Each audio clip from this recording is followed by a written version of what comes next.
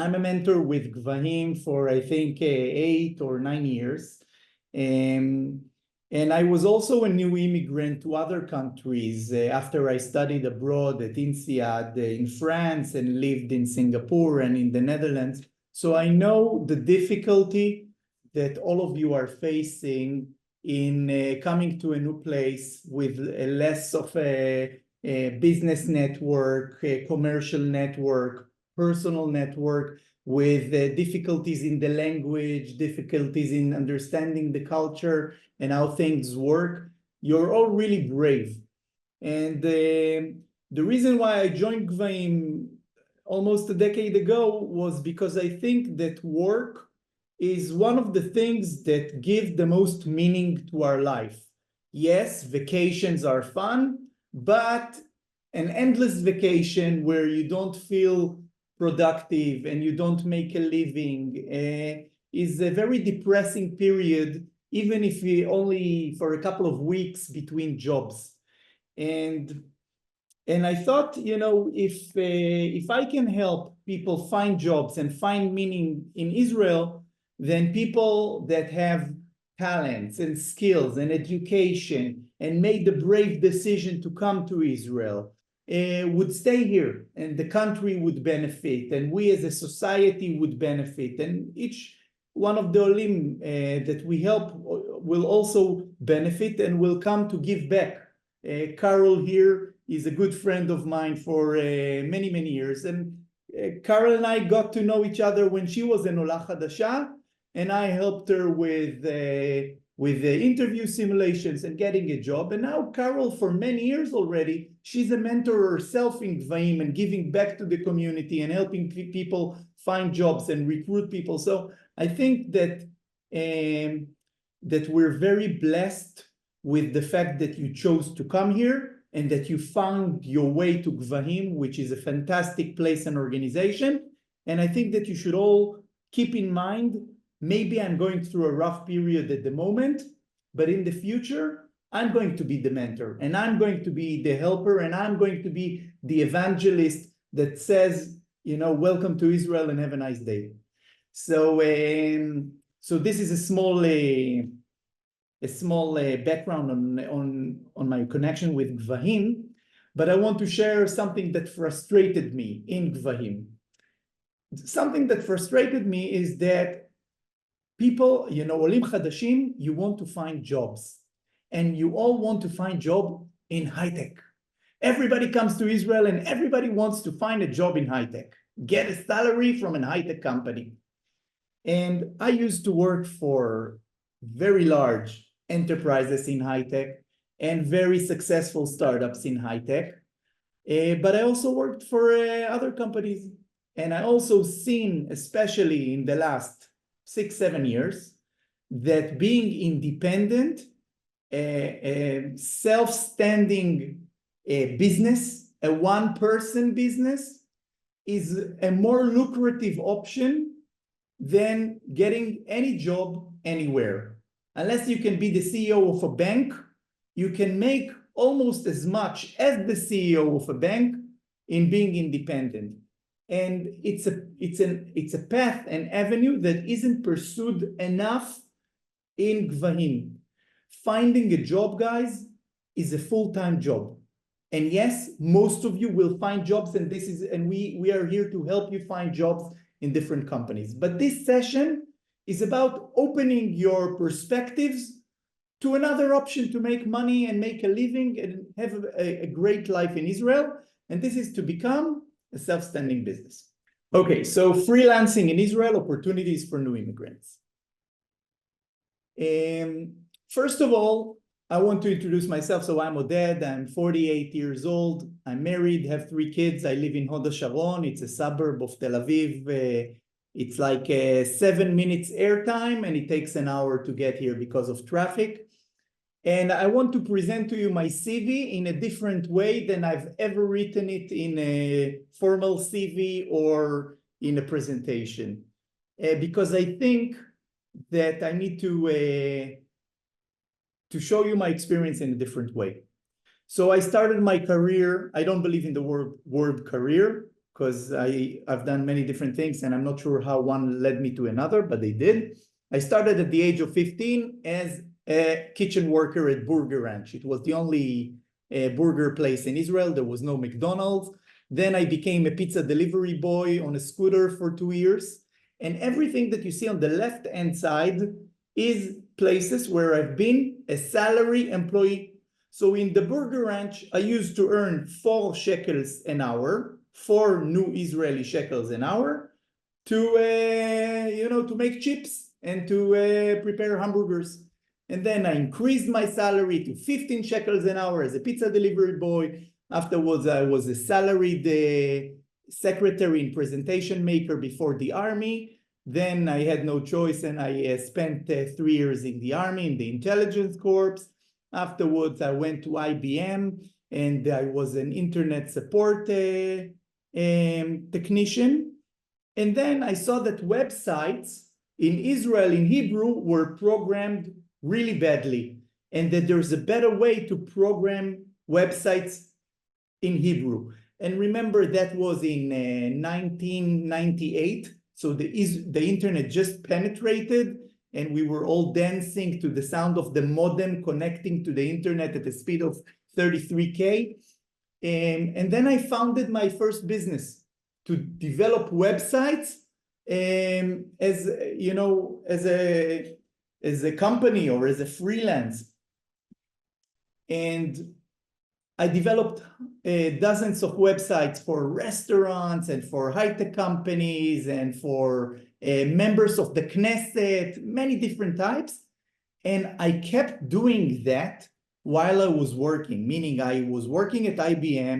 IBM was sold to AT&T, and I continued to work at AT&T, making a nice salary. And in addition, I founded my own website development company. I learned how to design and code websites on my own because there was internet.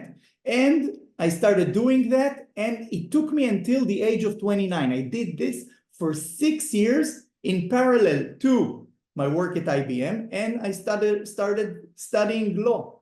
And while I was a law student at Tel Aviv University, everybody, was just a student and scraping for money. And I had a business that made me nice money and could afford me a car during the same time.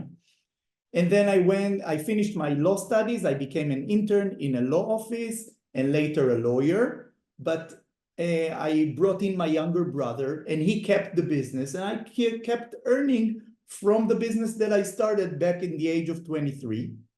Then I did a master's degree, and afterwards I moved abroad to learn my MBA at INSEAD, and that was a year where I gave up the web development business, and I couldn't work either because it was full-time studies, very intensive. After INSEAD, I went to work as a strategy consultant at BCG, also a salaried work, which I think emphasized the value of education, because I tripled my salary between being a lawyer in Israel and working as a consultant in the Netherlands. I was in Amsterdam. Afterwards, I came back.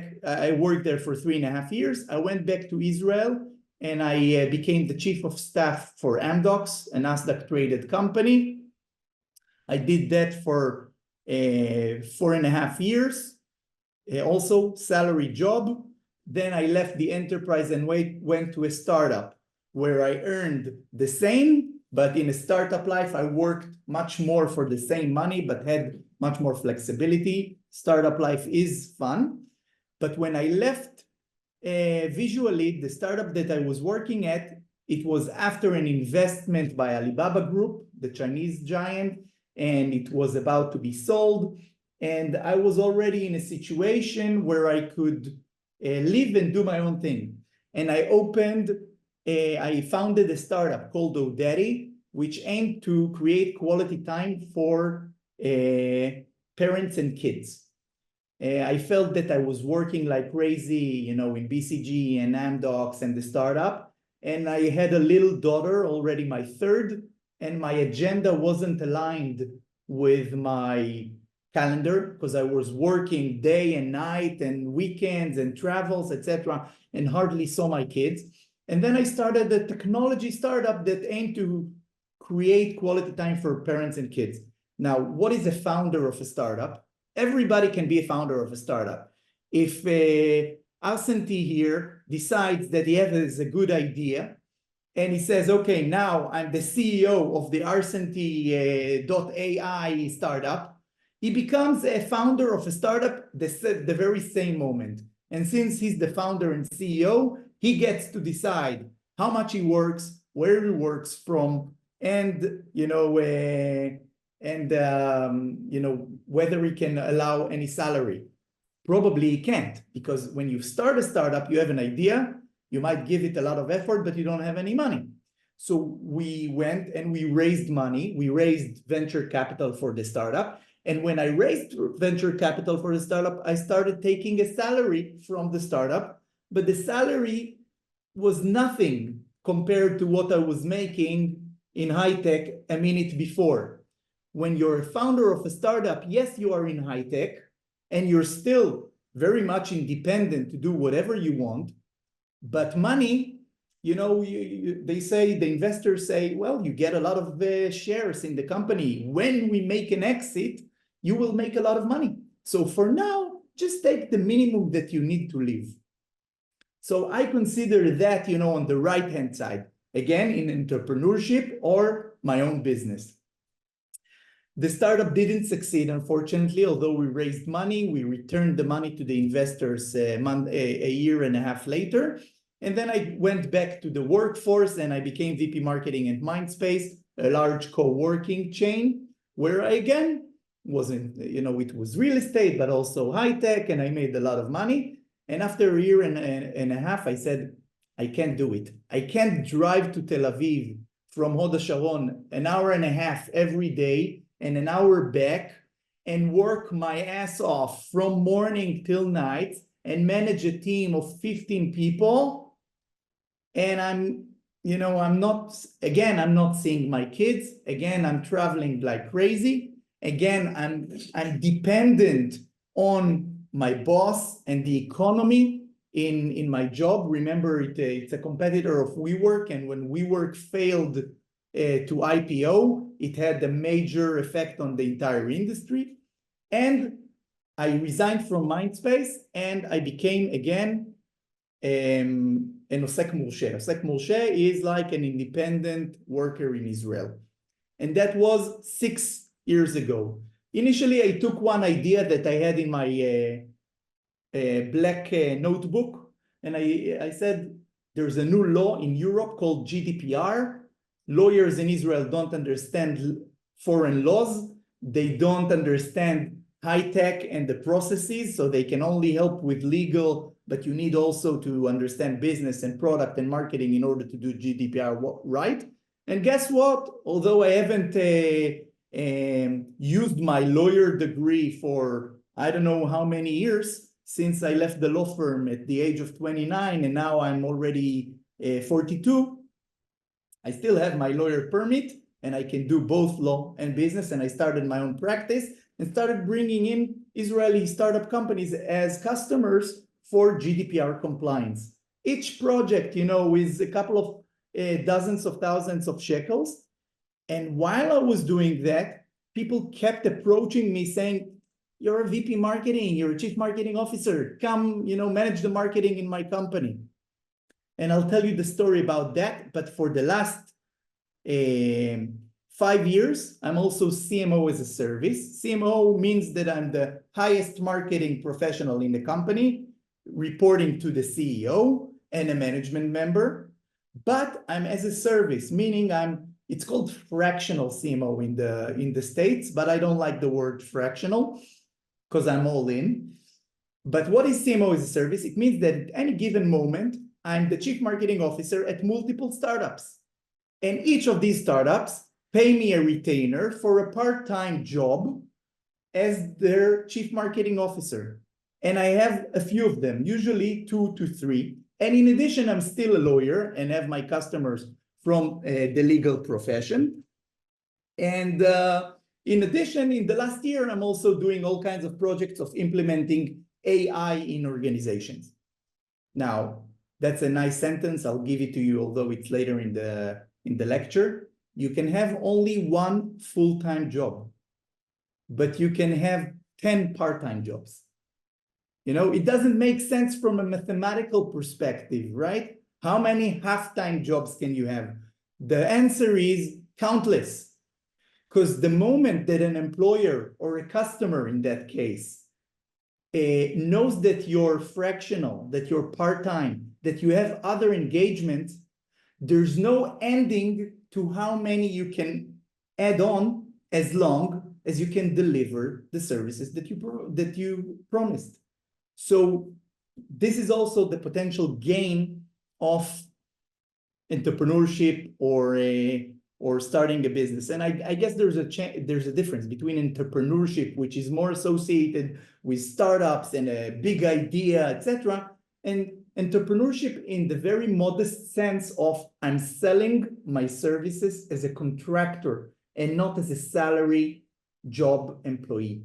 Okay, and this is what we're talking about. Not about big startup ideas. We're talking about making money as contractors, as freelancers, as one-man businesses. So this is my CV. You see that I was junior and I was senior. I was a salary worker and I was a contractor and I was a startup entrepreneur. This is where I come from. Today, and this is the reason why I insisted on giving this lecture and not on other things that I like law and marketing.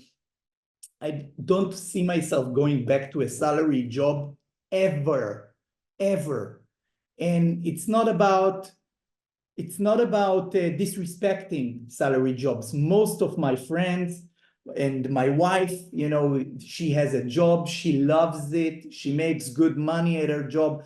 Making a salary is definitely the mainstream for the majority of the population and most of you, and that's fine. But I'm telling you that if you find your niche and your place under the sun as a one-man business or as a small business, you can also hire employees like I do, then you will never go back to a salary job, I think. And let me tell you why. What I love about being independent. First, I work from home. There's some people love to go to the office and love to meet people next to the water cooler and love to go for lunch and coffees, some to smoke a cigarette, shame on you. But some people need the interactions.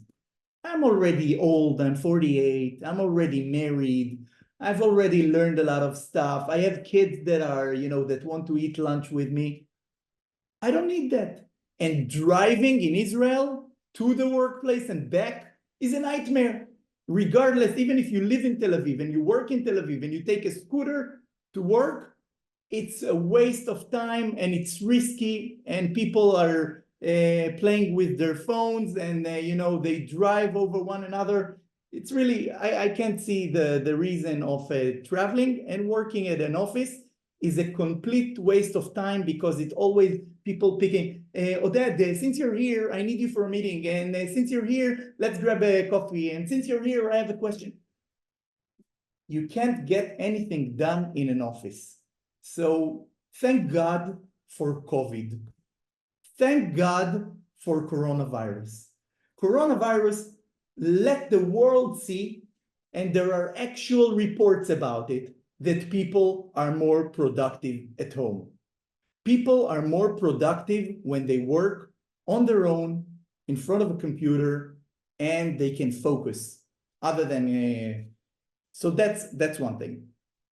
Some work, like my wife is a dentist, she can't bring a lot of work home, right? She doesn't have a chair. She doesn't, if you're a security guard at the mall, you can't bring work home. But most of us, most people are working with a computer, and as long as there's an internet connection and some quiet, you can be very effective at home.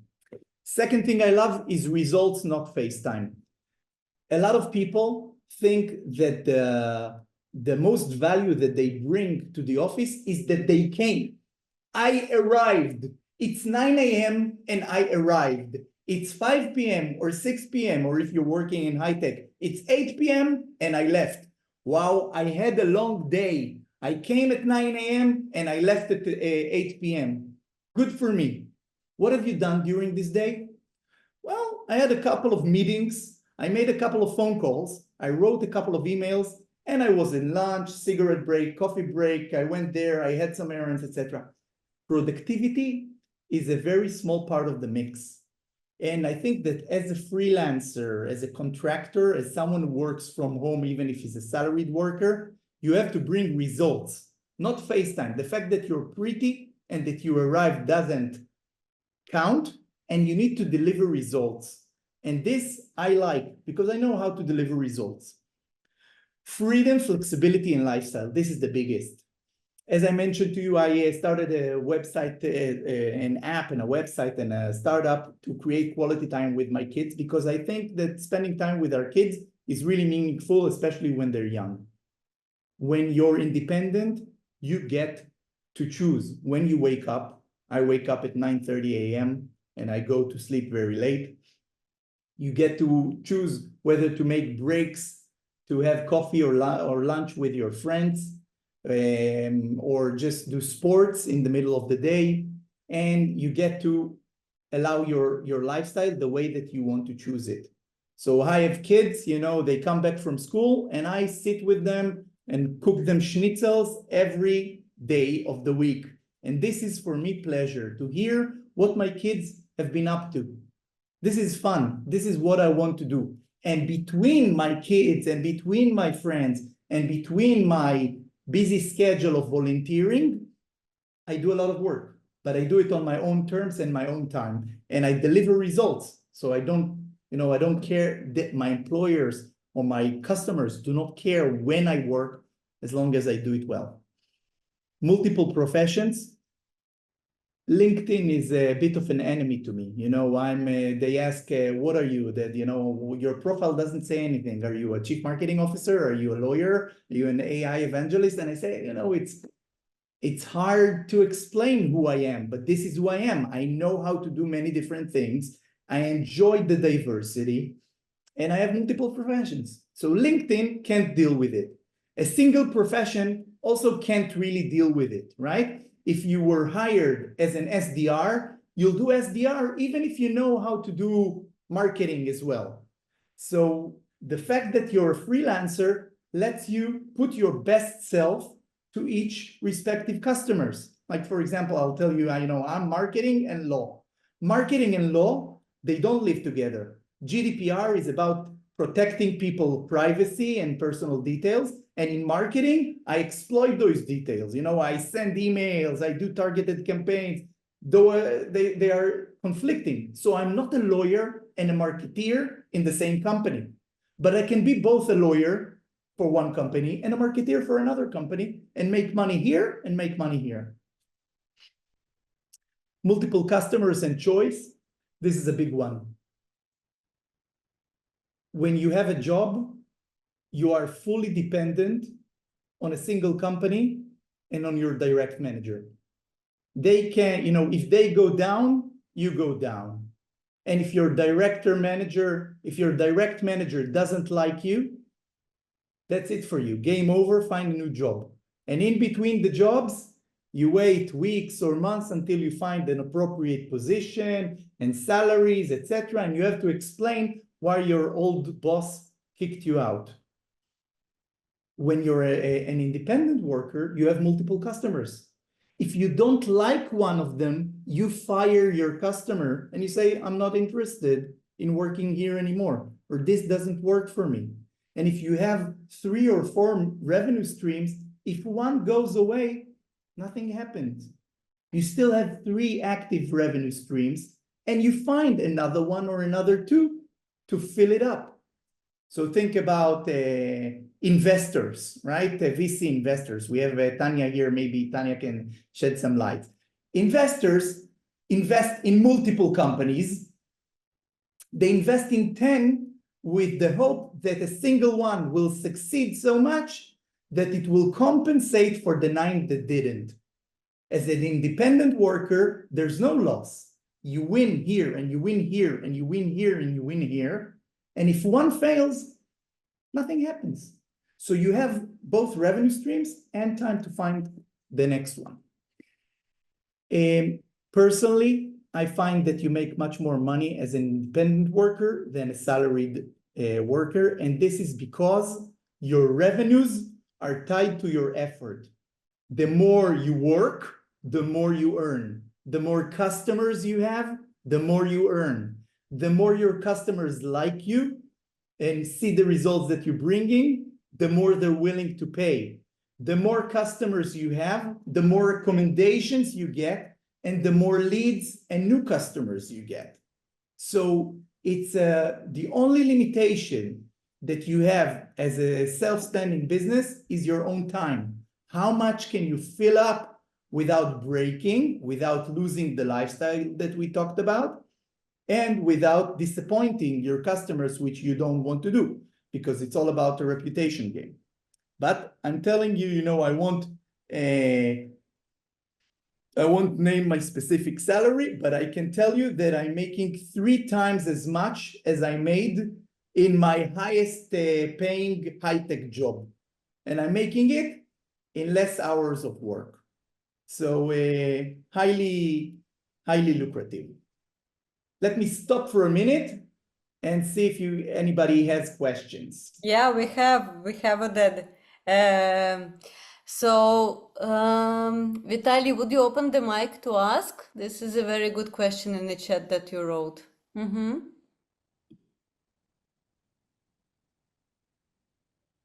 Okay, I'll read it for Vitaly. So Vitaly says, I tried to start something like you describe, working as a freelance contractor. The problem is that people even don't want to talk to you without having any local experience. How do you recommend to overcome that? Working for the same Olims like me myself, but they don't have money either.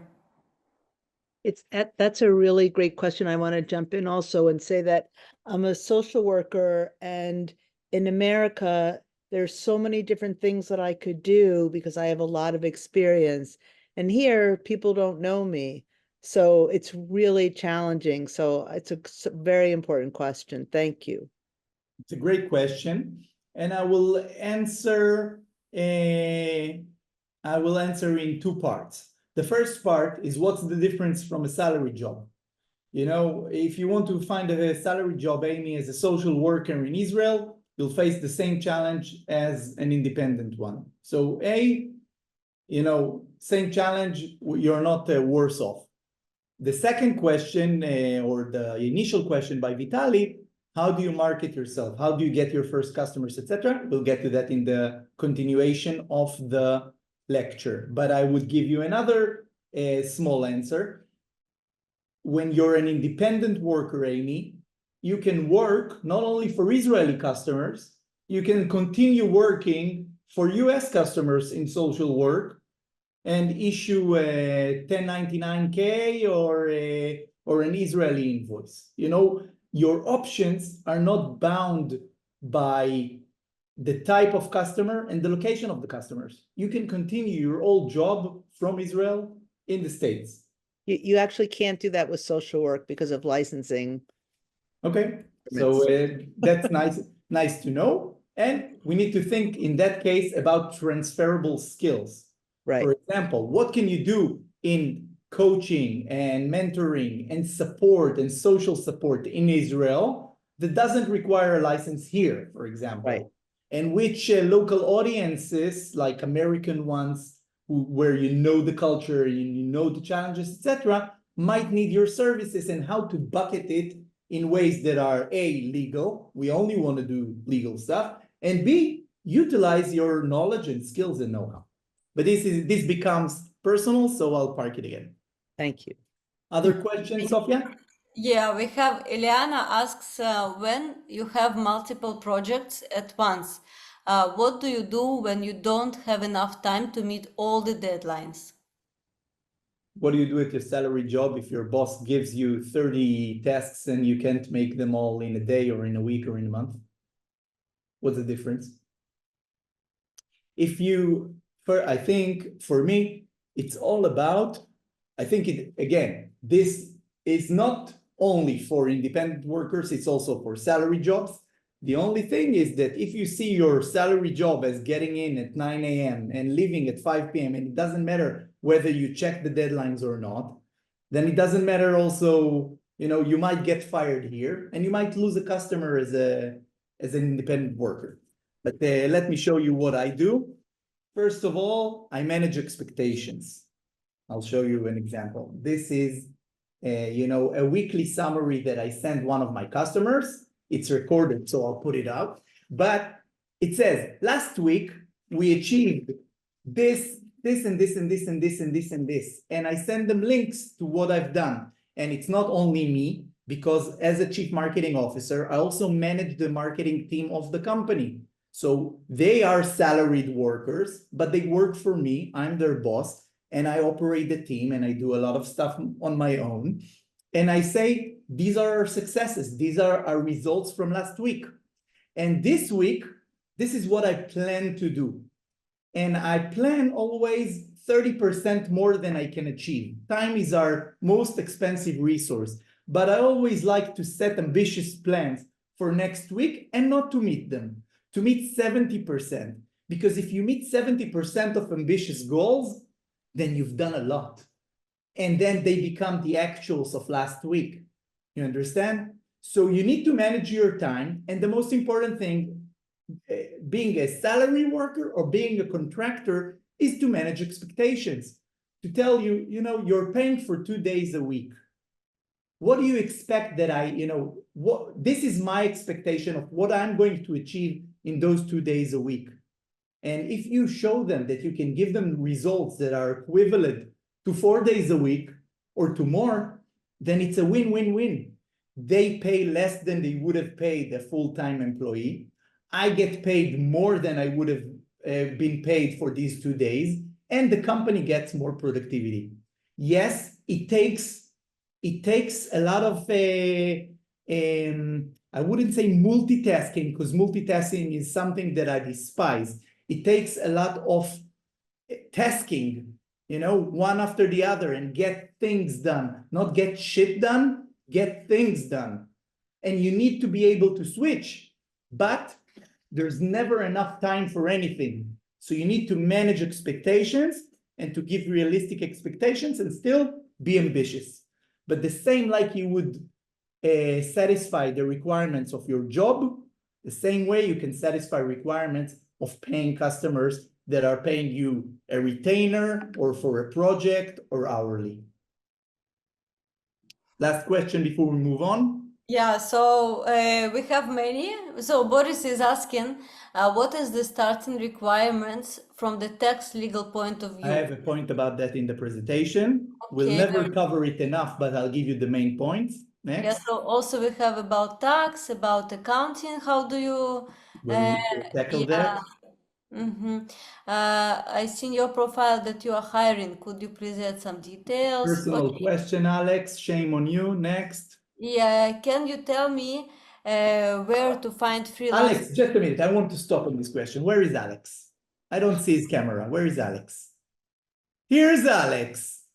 Alex, I'm giving you a lecture about creating your own business and making a living on your own. And you're asking me a question. You're hiring for a salary job. Where can I apply?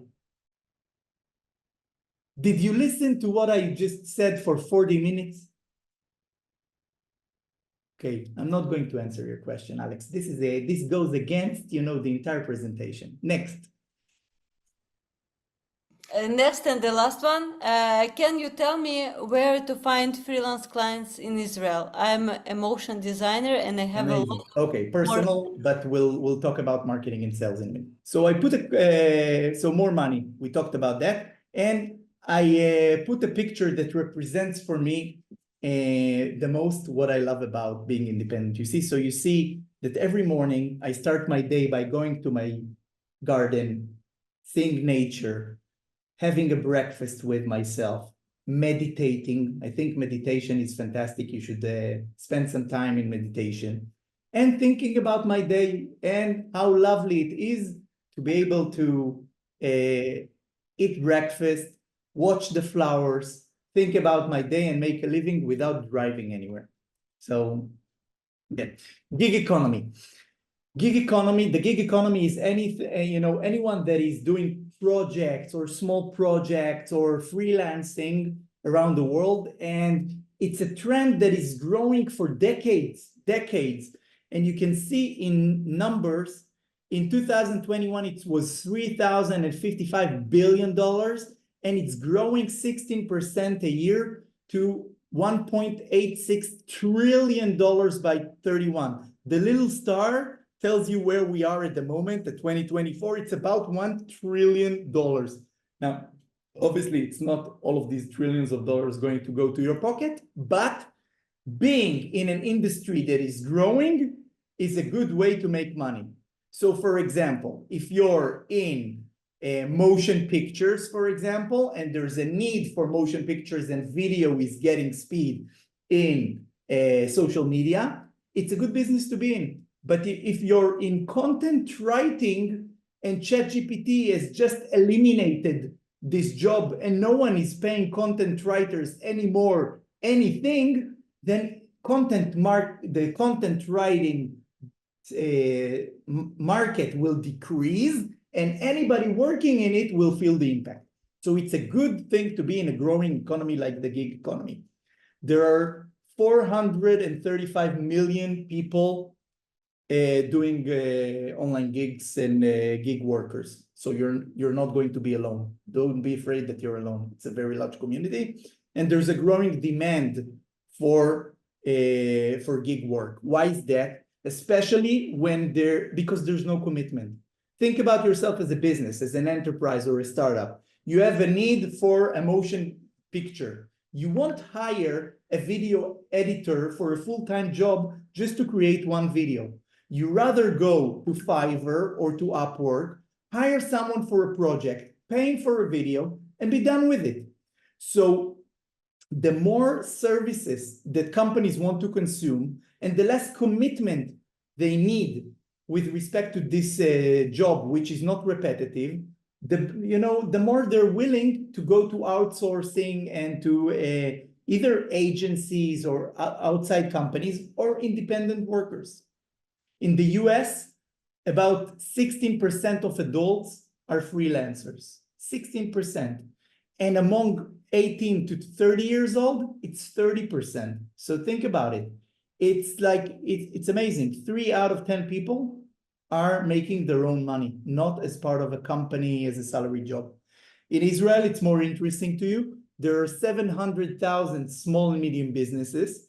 Out of those, there are 300,000 freelancers, meaning freelancers are businesses, single person businesses that do not employ another human being.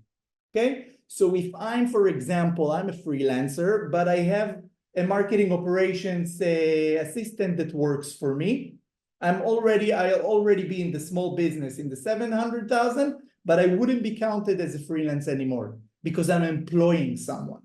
But a person who employs only himself or herself is a freelance, and they make about 9% of the Israeli economy. Over 70% of freelancers are under 35 years old, so mostly young population, and we'll see that growing. We'll see that growing because youngsters who were born with mobile phones and the internet understand that they can get jobs anywhere and that there's a lot of availability and they want to learn new things and get paid for new things. So today it's 70% of freelancers, but the old folks, 40, 50 years old like me, we also get it. So suddenly, there's more and more freelancers. The highest domains in freelancing are graphics, software development, tech support, and then marketing, content, and translation. Content and translation, many of you can do, especially in your native languages, but I wouldn't recommend it because ChatGPT is going to eliminate those two domains altogether. The average salary of a freelance is 10,000 new Israeli shekels. Now, think about that for a minute. This is the average salary. Some of you would love making 10,000 shekels in Israel, and other people would say, only 10,000 shekels? And the nice thing is that averages lie.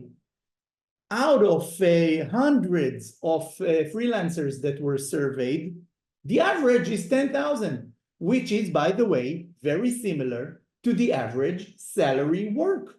Meaning the average salary in Israel for salary workers is 10,000.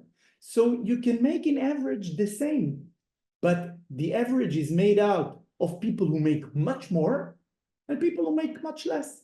So that again depends on the services that you provide and your ability to manage yourself as a freelancer. And another interesting fact is that the average salary in Israel is 10,000, but they work 45 hours a week.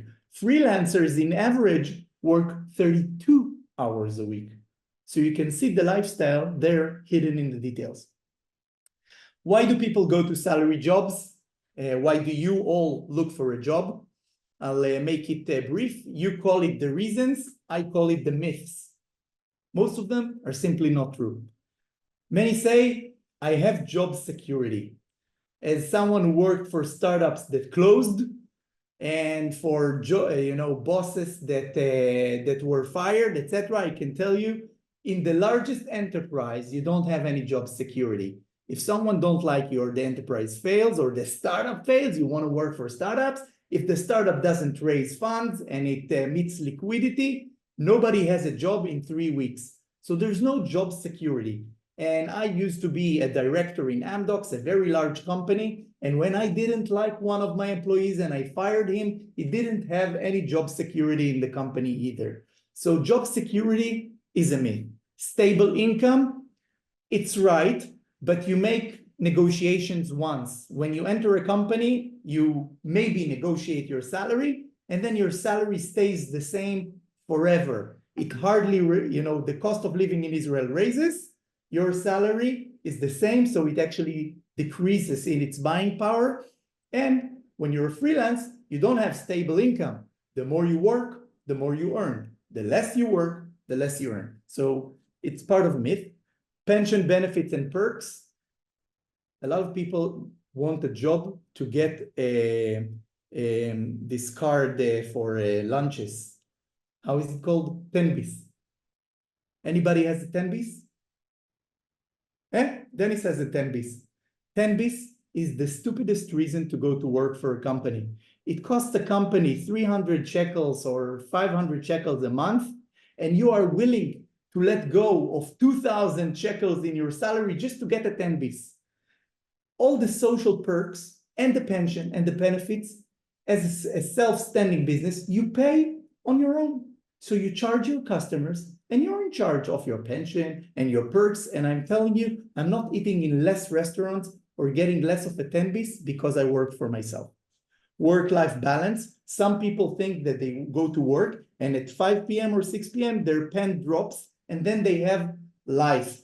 So they have a good work-life balance as a salary worker. In high-tech, it's not true. You work around the clock also in weekends, and you have your mobile phone, so we get the emails and chats and Slack everywhere regardless. And as an independent employee, you get to manage your time independently, so you have a better work-life balance. Career growth. As a salary worker, you're dependent on everybody else for your career growth. Is there an opening? Does your boss like you? If he likes you too much, will he promote you or keep you on the job that you're doing so well? Is the company growing? Are there opportunities? As an independent worker, you get to invent yourself every month or every year, and you get to do what you want. Access to training. People love to learn, to learn new things, and they're really excited where their company is sending them to a webinar or to a conference in Haifa.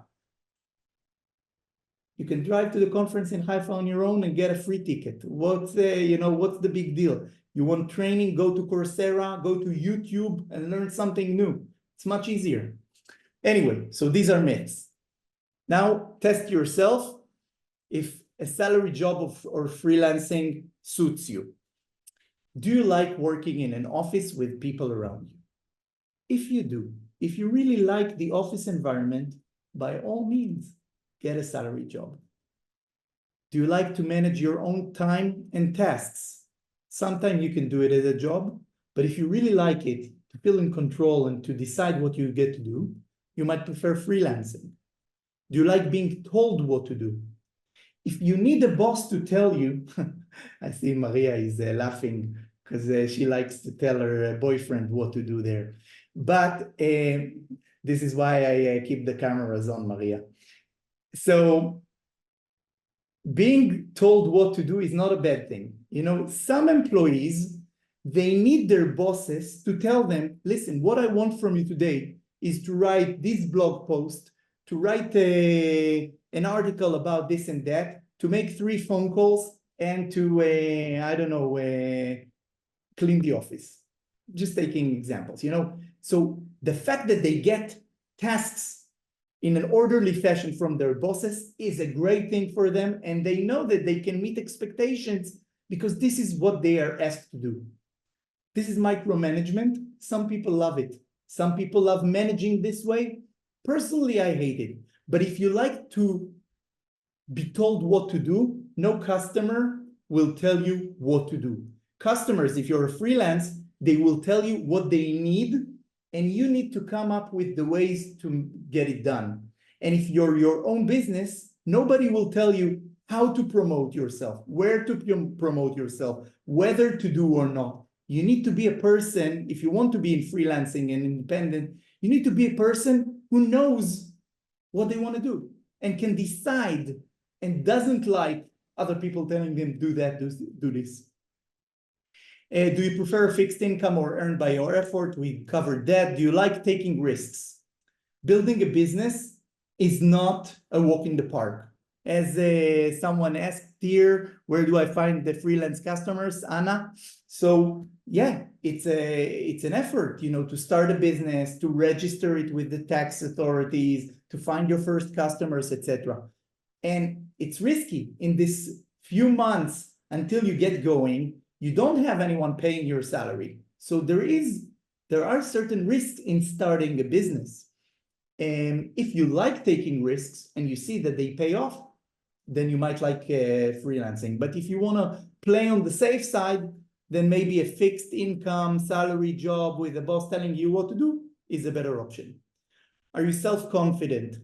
That's a big one, because as an independent worker, you need to be the marketeer and the salesperson for your services. And if you're an introvert and shy, or you're not confident and you're not sure that you're good at what you do, then it will be harder for you to get out there, offer your services, negotiate with customers, etc. So the more and this is not to say that introverts cannot be independent workers. You saw that 20% of freelancers in Israel work in software development. Most software developers that I've known in my high-tech career are introverts. They don't like people too much. They love sitting in front of the computer and, you know, solving algorithms. But they're confident, meaning they know I'm good at Java.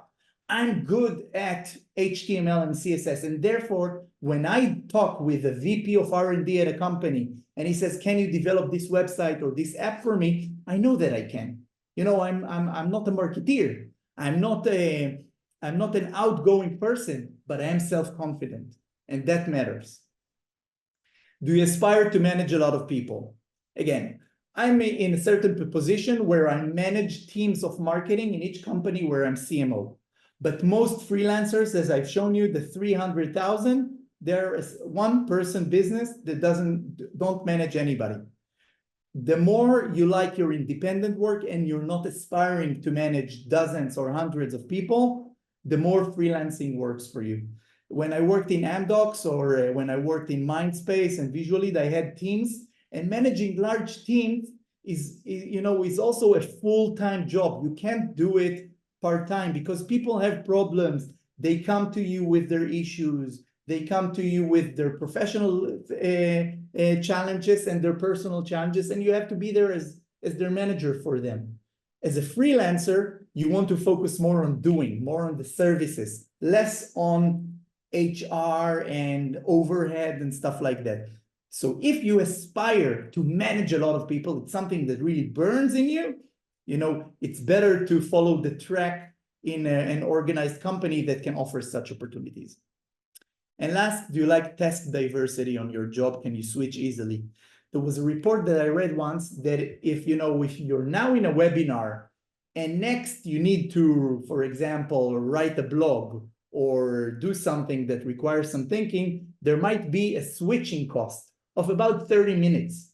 Now after the webinar, Oded, has talked so much, I got a headache, I need to drink my coffee, get a glass of water, maybe a glass of wine.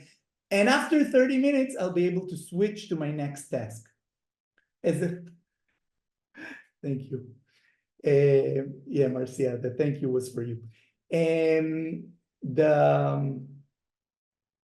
As a freelancer who works multiple tasks and multiple customers, you need to do the switching very quickly. You need to switch from one action item to the next. One customer who is, for example, in InsurTech, one company that I am CMO is in insurance, and the other is in education. You need to switch quickly in order not to have a lot of fractions. In a salary job, you go for coffee or it's also, the switching costs are there, but as a freelancer, you can't afford them if you want to get more done.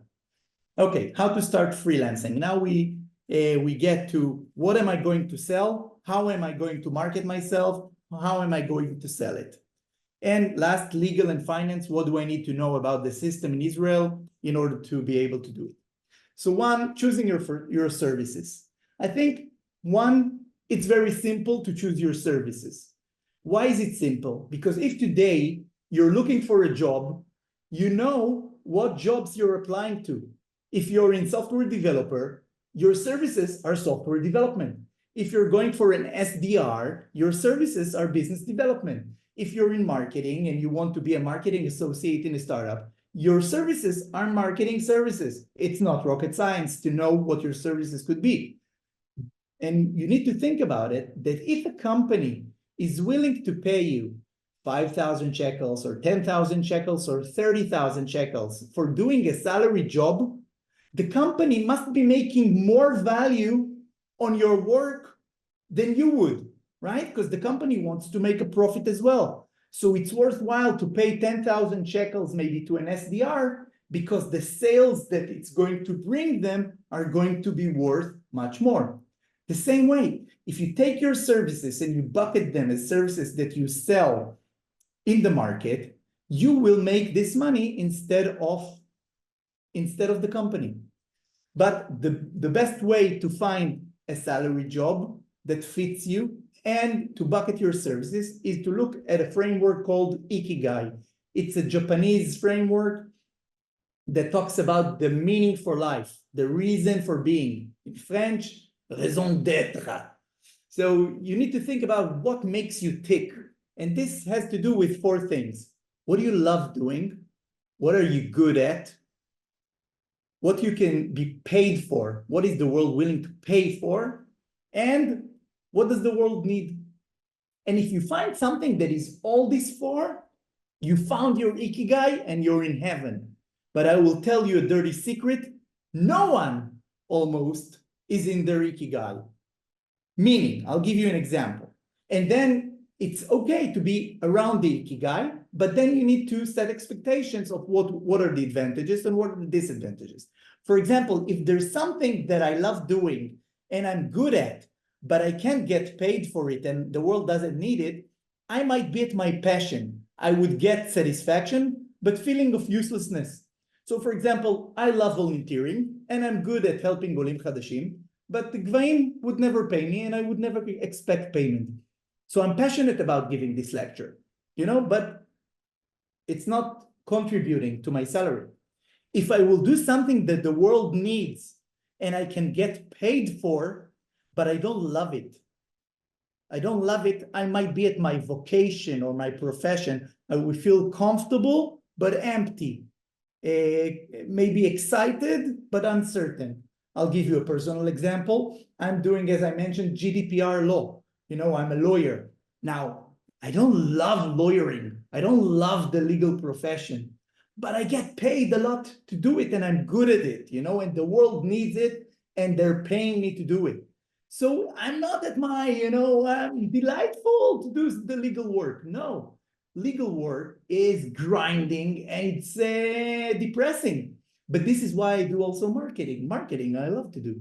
Okay, so even though I don't love doing lawyering, I get paid for it. So there's a vocation, there's need. And you need to find, in order to do something that you want to freelance at, you need the bottom part, what you're good at, what you can get paid for, and what the world needs. If those three don't exist, then there wouldn't be demand for your services and you won't make money, and this is the purpose.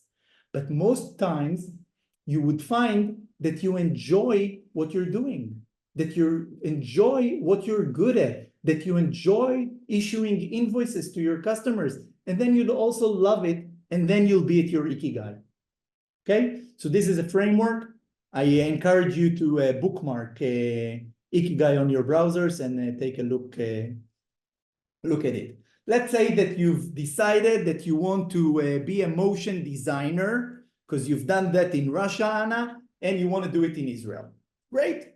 Now you need to market yourself. And as a freelancer, you're the product. So first, you need to make sure that your LinkedIn profile, which is your website, your initial website is your LinkedIn profile.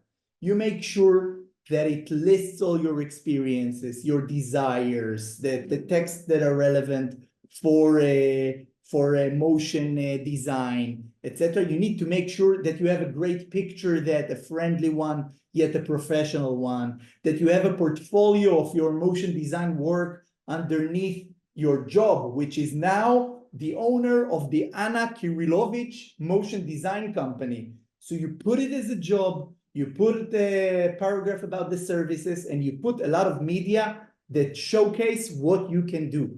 Your LinkedIn page is the best place to get found.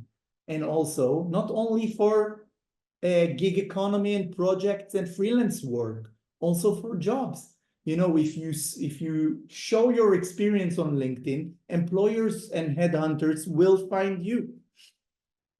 Collateral are all the marketing materials that you can send prospective customers. So somebody talks to you about motion design and you send them, for example, an email with links to YouTube to different projects that you've done. Or you create a PDF page that says, I'm a translator and here are the companies and the projects that I worked in translation for. Next things are more complicated. Posts and blogs. As an independent worker, I encourage, by the way, also for people looking for a job, I encourage you to post almost every other day on LinkedIn on something that is related to your knowledge, to your know-how, to your profession, to your expertise. Because if you post about it and you write about it, other people will read it, will like it, will share it, and you'll have more chances that people will come to you with their needs that are relating to what you've written about.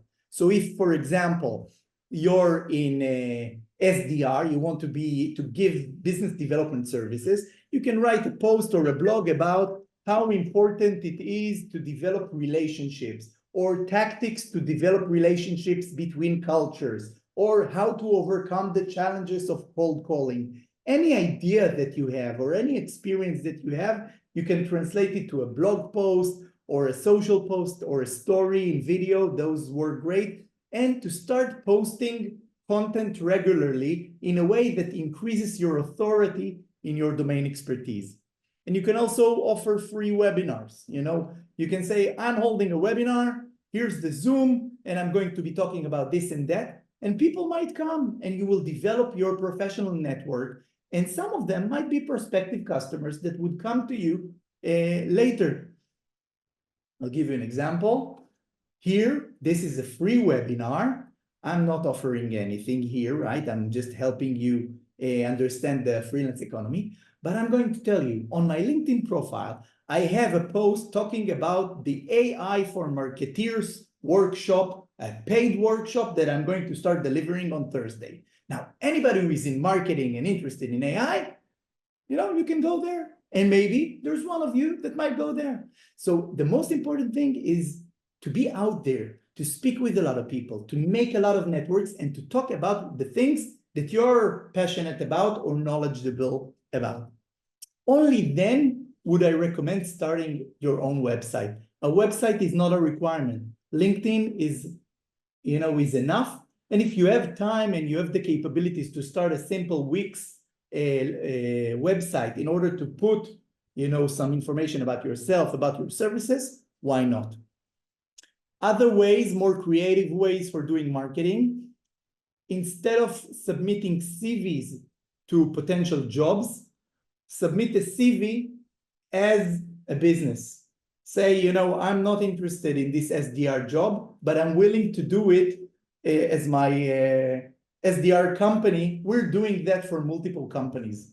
And you might see that some companies that have job openings might go for the lower commitment and maybe lower price to get these services. And think about the benefit for the company.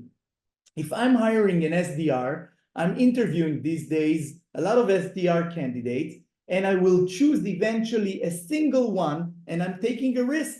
I need to train her, and I need to work and get her onboarded to all the systems.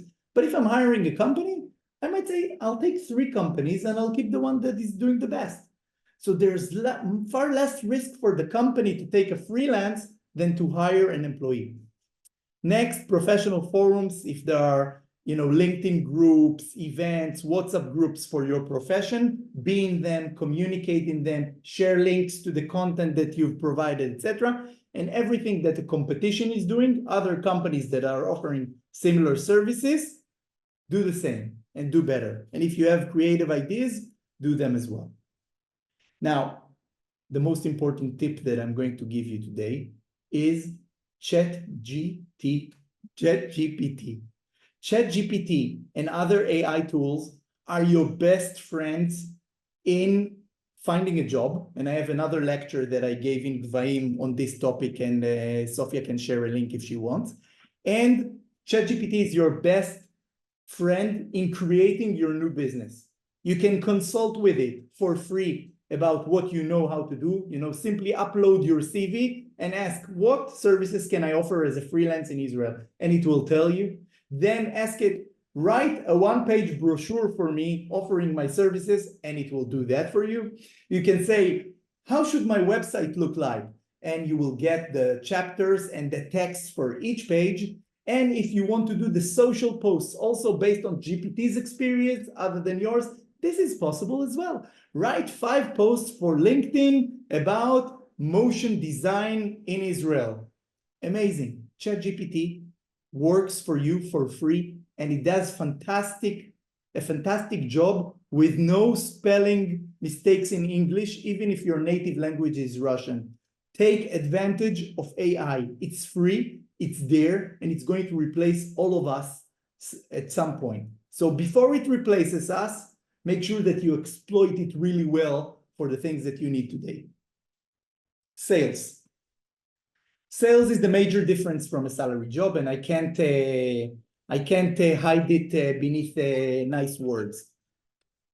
If you can't sell your services, you won't be successful. Nobody is going to sell your services for you. When you're a salary job, you get to your work and you do what needs to be done, and the company is taking care of your salary. This is the sales of your contribution. But as an independent worker, you have to be out there and you have to be selling and you have to be negotiating. It's not a major part of the job, meaning when I have 2 or 3 companies that pay me a retainer every month, I'm not looking to sell anything. If something comes, I might take it and I might not, but I'm not doing sales for myself unless I have vacancy or I know that I'm going to have a vacancy in a couple of months.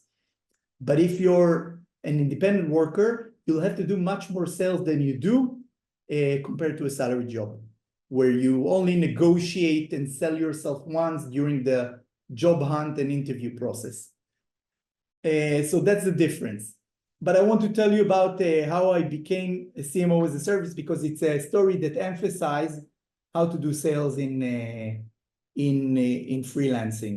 In freelancing, you're not begging for a job. You need to find something that is right for you. You interview customers, and the customers, of course, interview you, but assuming that you have the skills and you know what you're offering, then they come to you. So when I was a GDPR lawyer already for half a year, and companies kept coming for marketing, a CEO would call and say, come manage my marketing. And I said, is it full-time? Said, of course. Said, not interested. Hang up the phone. Then another CEO called and said, come manage my marketing. Is it full-time? Said, well, it could be part-time. Said, okay, great. So he said, you would come to the office on Sunday, Tuesday, and Thursday. Said, come to the office, hang up the phone. Next, a salary, another CEO called and he said, come manage my marketing. And I said, is it full-time? No, you can do it part-time. Do I need to come to the office? No, you can do it from your home. Okay, so how much would you pay me? He said, I don't know. Let's put an amount there. He said, this is it? I'm not getting out of bed for this amount. Hang up the phone. And the next CEO, there were a lot of rejections, but it was mutual rejections. And getting a job is the same. If you go to an interview and you see that you don't want to work for a certain employer, then don't. You would sell yourself into trouble. The next CEO, one day a CEO called me and he said, is this full-time? No, part-time. Is it, I need to come to the office? He said, no, if you come to the office, I need to pay WeWork for another chair. You can do it for remotely. Said, okay, I want to take this amount for my retainer. Said, okay, you got it. I was left with no excuses, and I ended up taking my first CMO as a service job. 8 months later, we were sold to Kaltura, and I was making nice money until then, and nice money when it happened. And then I already had my model. I knew what are my yeses and what are my nos, and I started promoting it in this way. If you go to my website, cmo44.com, you will see that I explain what is a CMO as a service, and I say it's not full-time. It's it's not an advisor. It's not it's a management member. It's all the yeses and the nos, but now I structured it. I didn't know it when I got into this, but I found it out. And this is how I interview my customers and how I know which companies I'm willing to work for and which not. Okay, my tips for sales for any service that you might be offering, whether it's social work for American immigrants in Israel or motion design services, etc. Start for free. Now in Gvahim, Sophia will tell you, and also Maya from employment, that I'm against compromising. People, they will say, find another job, take a pay cut for the first 2 years to get in, and then work your way up. I'm against all these compromises. But in selling, as an independent work, I say start for free and completely free. Why? Because you need your first customers, and it's very hard for organizations to say no to free. Why do you give it for free? You give it for free not because you're cheap or you want to provide it for free for more than a month. You give it for free because you test your own service. You see whether you bring value, and you get a very nice recommendation at the end of it. And then you have your first customer. No one needs to know that your first customer never paid you, but you need the CEO of the company saying, yes, Albert worked for us for a month and he did a fantastic job, and I recommend every company to take Albert as a service provider. And these one or few first customers are meaningful. They also feel like they owe you. So they would promote your services so that you get paid by other customers. And they might say, free is over. Okay, I want to continue, working with you, and I'll pay you. So free customers at the beginning are great. Then sell to your previous employers and distant friends, meaning you have some network. In motion design, you might know some graphic managers that are in your network. Sell to them. You might sell cheap, you might sell not cheap, and even to friends. If you know your friends need what you have to offer, sell them this service. Now, I say distant friends because friendships and money don't work well together. And you don't want to be charging your friends or giving too much of a discount to close friends. But start with your close network, but then aim to price your time's worth plus 30%. Meaning, if you were charged 60%, 60 shekels an hour for a salary job, go for 60% plus 18, because the 18 are needed in order for you to put aside for pension and social benefit. And they're also important so that you have some money for overhead, for marketing, for conferences, etc. Strive for retainers. Retainers are much better than projects and much better than hours. Retainers are fixed amounts that you get every month for providing a certain service. And the nice thing about retainers is that it's recurring. So it comes and it comes and it comes and it comes until it ends. And you can have multiple retainers. In the beginning you have one, then you add another one, then you add another one. Suddenly it feels like a salary. I start my month with 3-4 retainers that bring me to a certain amount, and then I'm able to sell projects and hours and consulting on top of that. So if you can, given your services and your seniority, go for retainers. It's better to charge, 1,000 shekels a month than to charge a project for this month for 1,000 shekels. Try to bucket your services as retainers and go with the demand. Look at the market for what is needed, and you can see it in LinkedIn jobs and the advertisements for what companies are looking for, and try to bucket your services so that they fit what the industry is looking for. And if there are cheap deals, people not willing to pay you enough, or hard deals that they're making a lot of hassle even before they ever contracted with you, walk away. You don't want these customers. And remember, the choice and selecting your employers and customers is one of the major advantages of being a freelance. Now I have 2 minutes for a very complicated table, but I'll make it simple for you. The only thing that you need in order to be independent in Israel is the ability to issue invoices, because then you issue an invoice and the business see it as an expense, and this is what is needed. So all of the methods, Osek Patur, Osek Morshe, and the limited company work for that. The difference between them is that Osek Patur just need to register with the country, with the tax authorities. It can issue receipts, but it doesn't need to report anything. Only once a year, this is the money that I've made and this is the tax for it. You don't need a lawyer. You don't need an accountant. You don't need to print invoices. You don't need anything in order to be an Osek Patur. The only requirement is that you don't make more than 120,000 shekels a year. That means 10,000 shekels a month. If you're making more, then you'll become from an Osek Patur to Osek Morshe. Osek Morshe is a bit of you can do any amount. You pay the same taxes, by the way, as an employee or as an Osek Patur or as an Osek Morshe. You pay taxes according to how much money you made. But as an Osek Morshe, you also have to charge VAT, Ma'am. So this already requires you to have a software for billing and to report monthly and to have an accountant. And this can cost about 500 to 1,000 shekels a month in costs of managing the Osek Patur.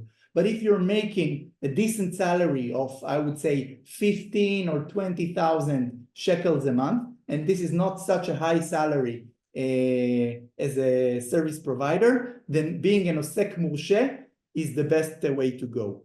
And if you're making much more, or you're afraid of the risk in providing their services, go for a limited company. This means very high registration costs, as opposed to Osek, which cost you nothing to set up.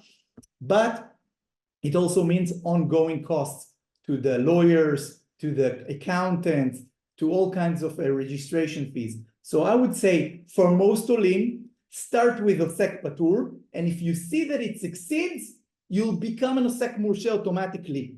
And there are benefits in becoming Osek Morshe, because then you can deduct costs and deduct VAT. So if you're buying, for example, a laptop and the VAT of a laptop is 700 shekels, you might get these 700 shekels back from a customer that you charge VAT for. So when you're in a SEC, a lot of your personal expenses, your rent, your Vad Bayit, your electricity, your water, your gardener, your office supplies, your mobile phone, your communications, your internet connections, everything becomes deductible expenses. Suddenly, you're not only making the revenue from customers, but also a lot of the expenses that you have anyhow become expenses that reduce your profits, and you only pay taxes for your profits. So a salary job and an employee that make the same amount of money, the independent worker will actually earn more because he has less profit, because he sees, you know, a lot of the expenses are recognized. So this is legal and finance. I've added some links. I'll send you the presentation later, but it's free to become an OSEC. You don't have to report anything as an OSEC Patur. You don't have to deal with VAT, and you don't need any service providers. And there are a lot of bodies in the government and in the non-profit sector that will help you establish new businesses, not only as Olim, as any entrepreneur that wants to do something meaningful for the country and for the economy. So take a look at all of the free programs that exist in the Authority for Small Businesses, and Google is your friend. There are a lot of other people, also mentors in Gvahim, that can help you think about your business and how to bucket it. Okay, I've spoken for an hour and a half. Whoever needs to go, thank you a lot for your time. I hope that I was successful in opening your minds to another possibility. And whoever wants to stay for Q&A is invited, and I have another 15 minutes for you guys. And Thank feel you so free much, to connect Oded. with me. Feel free to We connect have with me some on LinkedIn. questions. Sure. Yeah, do you want closing tips and then questions, or No, up the to you?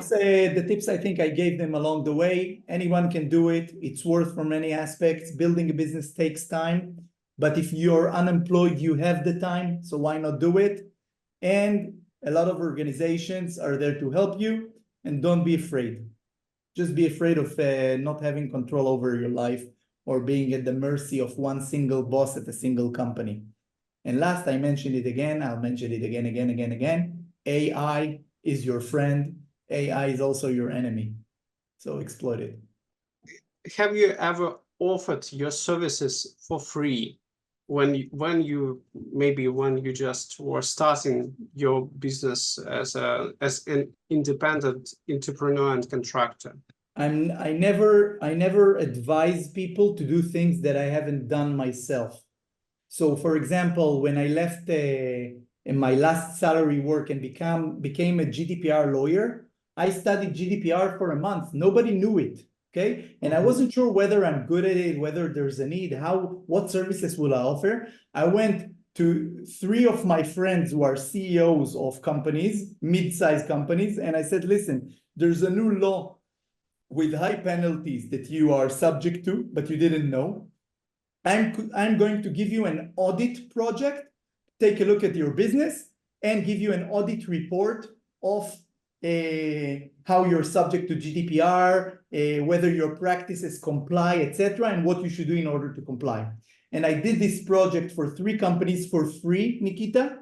And all of these companies, when they saw what they need to do and they understood why GDPR is important, they became paying customers that paid me monthly legal retainers for a long period. And in addition, the project that I made for the first time for them, I later sold it to other companies for 20,000 shekels. So it's not the same company, you know, but I had the template and I had the know-how that it brings value and that it's good and how to do it. So yes, I did offer for free, but it gave back. Next. Okay, thank you. You're welcome. And I see that also Nikita and Dani asked a bit similar questions. How important it is for us to be able to speak Hebrew if we are trying to market to companies in Israel? Amazing question. So speaking Hebrew, I would say, first of all, it's important not for working in Israel, because everybody speaks English here. And it's important in order to make friends and make connections. And it's in order to not be alone at the workplace, so that you don't feel, that people are talking and you don't understand what's going on. I learned Dutch so that I understand what people are gossiping next to me in the BCG office in Amsterdam, not because it was important for me to learn Dutch. Same goes for Israel. You will never get a job as an Oleh Hadash in a job that requires perfect Hebrew or perfect English, unless you're from the States, right? Because if you need to be, for example, a Hebrew teacher at the elementary school, no one will give you a job of a Hebrew teacher if your Hebrew is not at a very high level. But if you're going to high tech, everybody speaks English, everybody works in English. It's not really important to know Hebrew. Same goes for freelancing, and even more so, because you don't have to work only for Israeli customers.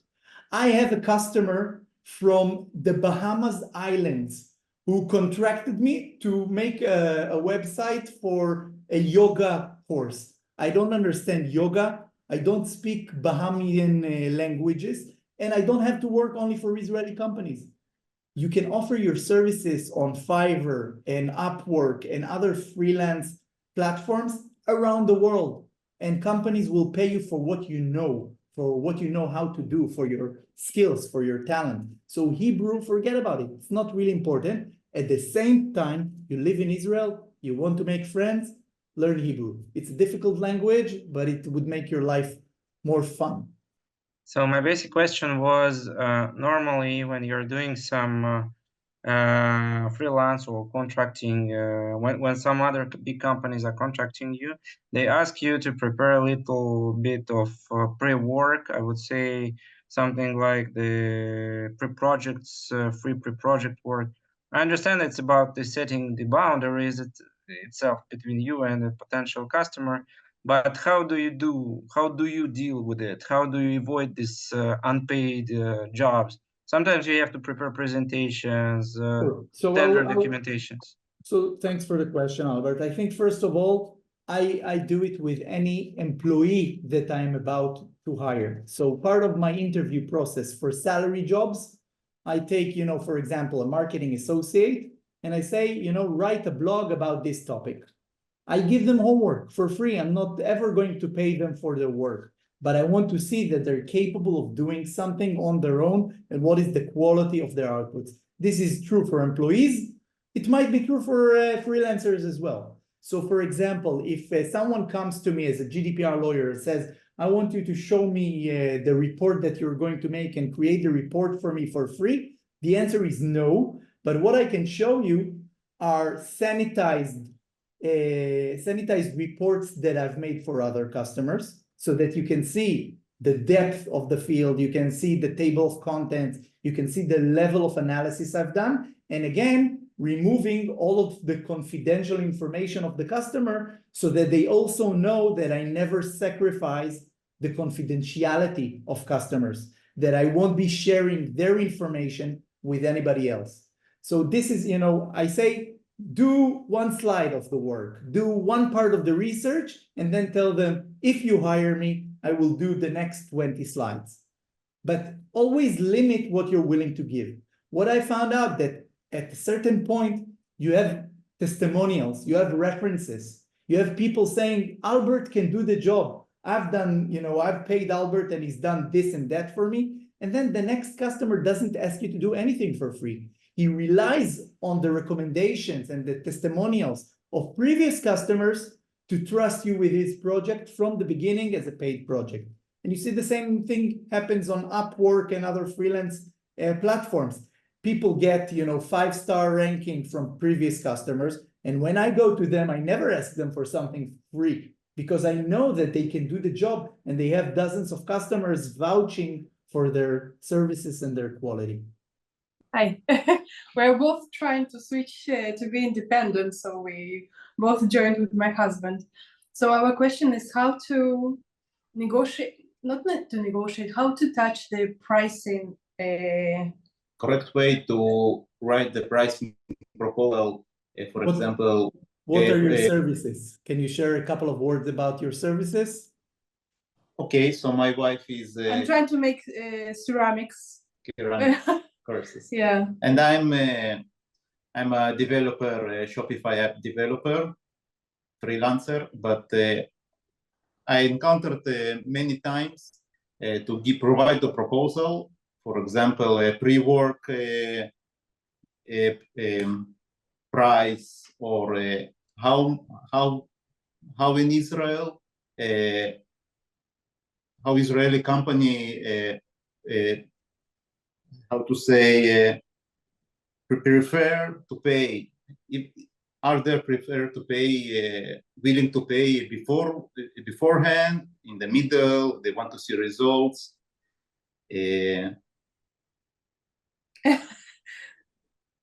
Okay. The answer is never ask questions that GPT can answer for you. Okay? Wow. Now, you might not, I don't know anything about ceramics, but ChatGPT does it.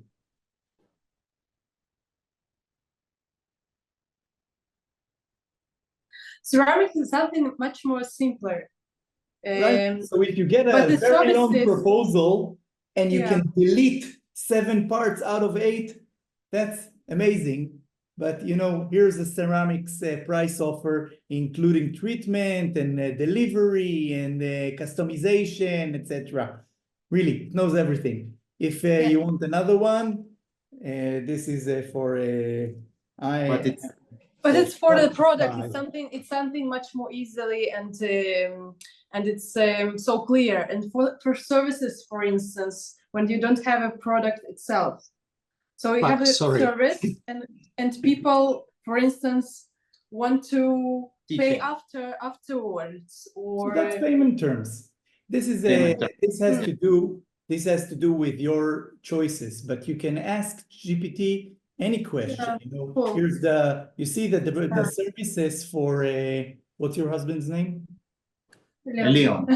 Leon. For Leon, you see that it looks different because in a store, e-commerce store, you know, the pricing is different and the payment terms are important, etc. So you can ask any question, but you can also ask general information question. Let me show you Perplexity. Perplexity is like ChatGPT, but it only gives you true answers. ChatGPT invites and lies all the time. So you can ask, what are the payment terms for ceramics in Israel? Cool. And it would tell you the law of delivery says that 30 days from the end of the month or whatever. Many ceramic retailers, blah, blah, blah, require payment up front by credit card. So, you know, the answers are out there. Trust AI and exploit it. Because in 5 years, Maria, AI will be making ceramics for you. Next is Danny. Please, could you explain how retainers work? I think this word is not really like known. Just maybe you can explain how to set it and what does it mean. Yeah. Right. So retainers are a monthly recurring payments. Okay. For example, as a CMO, I'm not pricing my services by the number of blogs that I've written or the numbers of hours that I work on the number of brochures and videos that I produce. Instead, I say, I'm going to work for you, dear company, for about 2 days a week. It's not Monday and Tuesday, but rather it's about 20 hours throughout the week. And I'm going to charge you this amount of money plus VAT every month. And I have a contract that says, this is, you know, the work, we're not setting up what I'm going to do exactly, but rather I'm going to be your chief marketing officer. What I'm going to do exactly, I'm going to tell you, you know, on a weekly basis, we're going to talk about it or whatever, but I'm going to charge you the same amount every month until we stop the contract, which is very similar to a salary job. You get a salary until you resign or until you're fired. So it's the same. And my contract with any company would say, I would work for you about 20 hours a week, and you would pay me X shekels a month, every month on the first day of the month. By the way, I charge before I work. This is another thing from the CEO call. Would you pay me 30 days after? No, you're a startup. I'm not sure that you'll have money 30 days after. So you charge me on the first day of the month, and I'll work the entire month for you. You don't pay, I don't work. So that's another requirement. Don't expect to see it in many of your contracts, but again, it's a matter of choice. So you get, I say, this amount of hours, give or take, and this is the payment. And if I want to leave, I give you 30 days notice. If you want the service to end, you give me a 30 days notice. You know, so it's like and this is a retainer. A retainer means that I know that this customer is not only here for a project, is here until we say otherwise. He's here for a period. And one of my retainers is already 4 years. I'm 4 years CMO at Wawiwa Tech. It's a company that establishes tech training centers around the world. And there's no end in sight. I'm the CMO there, but I work for Wawiwa 2 days a week. And while I worked for these 4 years for this single customer, I had 10 other startups that I was CMO of for shorter periods, you know, for 1 month, for 3 months, for 6 months, for 8 months, for a year and a half. And this changed. So this is what a retainer is. And again, if you go to ChatGPT, what is a retainer? It will tell you. Vitaly asks, how do I come without an accountant if I get payments from companies? Okay, getting paid and an accountant are two different things. How do you get paid as an independent worker? You give them your bank account and they make a wire transfer and they put money in your bank account. This is simple. An account, and if you get money, it's you, not the accountant, that needs to issue an invoice. And today there are a lot of platforms out there that can issue invoices for you. Most of them are even free for the first month. And you can also buy invoices at the paper shop, you know, and write invoices by hand. Yeah, you can. Anyway, an accountant, you need only if you're in a sec mourshe, and you pay an accountant about 300 shekels to 800 shekels a month, depending on the accountant and your business. And he gets all your invoices and all of your costs, and he does the reporting and say you have to pay the VAT or income tax this amount, and then you make a wire transfer to the country. Also very simple. You shouldn't be afraid from the logistics and the bureaucracy of lawyers and accountants and taxes. It's really much easier than you think. Any of you who had to fill a form for his employer can also fill forms and make payments online for his taxes. It's not really difficult, and you can ask ChatGPT how to do it in Russian, in French, etc. In Israel. You can ask, how do I pay my taxes in Israel? Tell me in Russian, and it will. Really simple. I wanted to ask what maybe a platform I can use for creating my complete portfolio of all projects that I implemented. Could it be PDF file, or maybe is there some online? Usually PDF is great on a website, you know, even a portfolio on LinkedIn is great, but let me show you GumUp. It's true for not only digital marketeers, but anyone. It's another free tool. Let me show you. Create a presentation showcasing my digital marketing ceramics art, just to show you how stupid it can be, and show different types of art and pricing and a portfolio and a about me page. I'm Allah. Look at the stupidity of AI. Introduction, types of ceramics, techniques and styles, pricing and commissions, custom pieces. And I say, wow, this is great. I want to add another one. Magical cat. I don't know what it means, but this is the slide that I want. And then I say, give it, medium and create AI images. And within a few seconds, it will say, which style do you like? Say, okay, ceramics, I want to go with something colorful. You have something colorful for me? No, this beige, I will choose beige. And within a second, you'll get a brilliant presentation showcasing my digital ceramics. Next question while it generates, Sophia. Okay, so next question. Upwork, Vitaly says Upwork and similar tools are helpful when you live in a place with low living costs. If you live in Israel with a family, it won't give you a significant income. Okay. I don't know it's a question or not, but yeah. Good. So Vitaly, you might be right. It again depends on the amount of sales that you are able to generate and about the cost of sales. So for example, if you're a software developer and you get projects, 5 projects for $2,000 each on Upwork a month, you'll make a very decent salary. But if you sell, one project for $50, then obviously you would need an awful lot of deals and projects in order to make the same amount. So A, it depends on the services. B, Upwork is mostly in order to get discovered worldwide. Also, Israeli companies are using Upwork to find freelancers. But again, I think the most important lead generation tool is LinkedIn.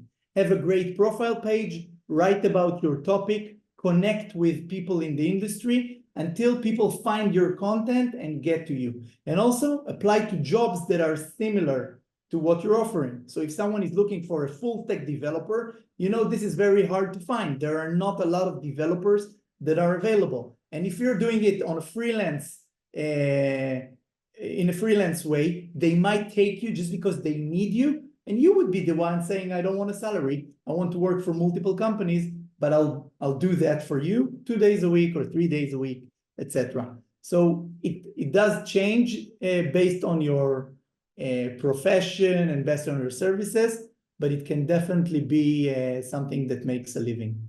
Oh, I got a ceramics magical cat. Yeah, next. Yeah, so the final question, I see no more questions, so you can guys, can you have multiple streams of income as a freelancer with different job titles? Watch the recording of this webinar. The answer is yes. Yeah. Okay, Alex asks also, if you work abroad but live in Israel, why can't you open a company abroad with low Amazing tax? question. Amazing question. Thank you, Alex, for asking it. The answer is you can open a company anywhere, but opening a company elsewhere means 2 things. A, you need to do the taxation and the lawyers and the accountants and the reporting in another country, and that might be easier for you. For example, you come from France, you know how the French system works, you set up your business in France, and you issue invoices. Israeli companies would love to get your invoice also from a French service provider. That's completely fine. And if you pay less taxes in France, that might make sense. The only problem is that if you work in Israel and you generate your income in Israel while you're a resident in Israel, meaning your ass is sitting in a chair in Israel, in a house in Israel, the government of Israel will come to you and say, regardless of whatever you paid elsewhere, please pay us 10%, 20%, 30%, 50%, 60%, meaning you're taxed in Israel. And then you'll have to deal with double taxation to make sure whether there are treaties that the taxes that you paid in France are deductible from the taxes that the Israeli government will take from you.